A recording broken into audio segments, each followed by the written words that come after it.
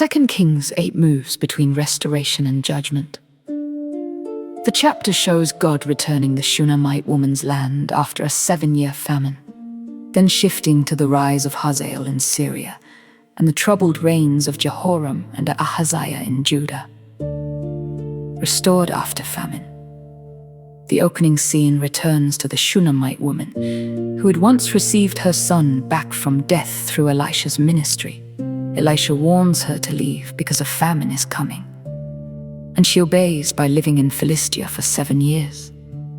When she returns, she appeals to the king for her house and land, and providentially, the king is already hearing about Elisha's miracles at the exact moment she walks in.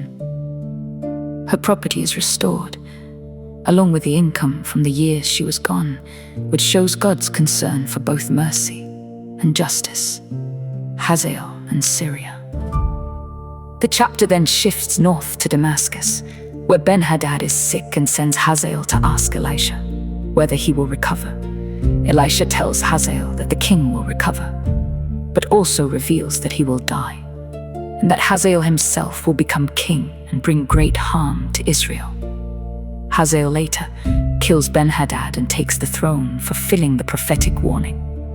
This section shows that God is already shaping the future of nations, even through corrupt and violent human ambition. Judah's decline. The final part of the chapter turns to Judah, where Jehoram follows the ways of the house of Ahab through marriage and idolatry. Even so, the Lord does not destroy Judah completely because of his promise to David. Jehoram's reign is marked by rebellion, including Edom's revolt, and the chapter ends with Ahaziah becoming king and joining Jehoram of Israel.